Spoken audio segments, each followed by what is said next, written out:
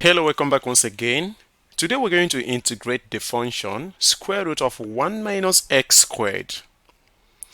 This type of integral or this type of indefinite integral is called the innocent looking integral. This integral here involves lots of work, okay?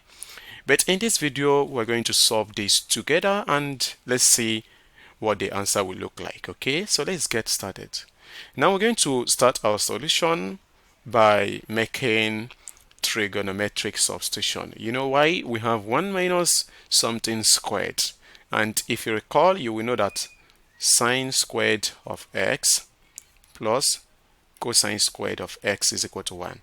So if you take any of them to the right hand side, you will see that the cosine squared of x is actually equal to 1 minus sine squared of x. So you can see that something is squared here and we have 1 minus that thing. So take a look, it is in this form, right? So that is telling us that we can make the substitution x is equal to sine of x or x is equal to cosine of x. Did you get the trick? Cool. Okay, so let's get started. So we're going to start by letting x equals the sine of theta. So let's use theta, right? So differentiate both sides, we get dx is equal to cosine of theta d theta. Cool. So this integral here is our I, right? So now in terms of theta, our I is equal to the integral of square root of 1 minus, so x squared will give us sine squared of theta, right? So sine squared of theta, and our dx is cosine of theta d theta. Oh my god, this is really cool, right? Okay, so this is I is equal to the integral of, let's take it step by step. So 1 minus sine squared of theta will give us cosine squared of theta, and then we have cosine theta, and then we have our theta d theta. Okay, so here I is equal to square root of something squared here, so that is just going to give us the cosine theta, right? And then we have our cosine theta, and then we have our d theta. So this product is the square of cosine theta, right? So we have I is equal to the integral of cosine squared of theta, and then we have our d theta. Okay, the question here is, what is our next move? Well, let's make use of this identity. We know that the cosine squared of theta is equal to 1 plus cosine of 2 theta divided by 2. Is that not cool?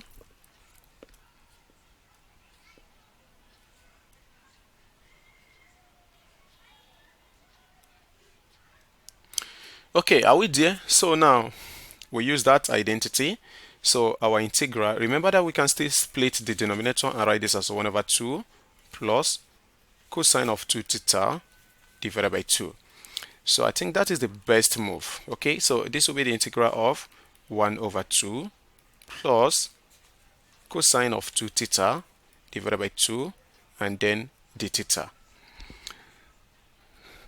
So split the integral. So we have I is equal to the integral of 1 over 2 d theta plus the integral of cosine of 2 theta divided by 2 d theta. So remember that 1 over 2 is just a constant. So the integral of d theta will just give us theta. So this is I is equal to, so it will be theta over 2. And here plus, this will be 1 over 2, the integral of cosine of 2 theta d theta. So for this one here, we're going to make a substitution. So let u equals 2 theta. So divide both sides by 2. So if you divide both sides by 2, we get u over 2 is, oh, what am I writing? Oh my god. So u over 2 is equal to theta. So differentiate both sides. So we get d theta is equal to du over 2. So our I will be equal to theta over 2 plus 1 over 2, the integral of cosine of u. So the theta is du over 2. So the 1 over 2, we're going to write it outside. So we get I is equal to theta over 2 plus, so 1 over 2 times 1 over 2 is 1 over 4. Then the integral of cosine of u du. So the integral of cosine function is sine function, right? So I think we're good to go now. So this is I is equal to theta over 2 plus 1 over 4. So this is the sine of u plus c. So remember that our u is equal to 2 theta. Did you forget that? So get theta over 2 plus, so that will be the sine of 2 theta divided by 4 plus c. Cool. Then let's recall our first substitution. Remember, we let x equals sine theta. If you want to solve for theta here, we just take the inverse sine, right? So this implies from here that theta is equal to the inverse sine of x. Cool, right? Okay. So our I is going to be equal to theta over 2 will be the inverse sine of x, then divided by 2, then plus, so 1 over 4, right? 1 over 4. Then sine of 2 theta is the same as 2 sine theta. So we use that identity cosine theta, then plus c. Then here you can see 2 here, 1, and here 2. So we're going to have a denominator of 2. But the question here is, what is cosine of theta? But sine of theta is already x, so we can look for how to find the cosine of theta. So let's make use of a right triangle using the soccer tour, right? So remember sine theta, let's recall from soccer tour. So the sine theta is, you can see it here, opposite over hypotenuse. So remember this is over 1, so opposite the numerator over hypotenuse, the denominator. So opposite here is x and the hypotenuse is 1. So this one here, use the Pythagoras theorem, it will be 1 minus x squared.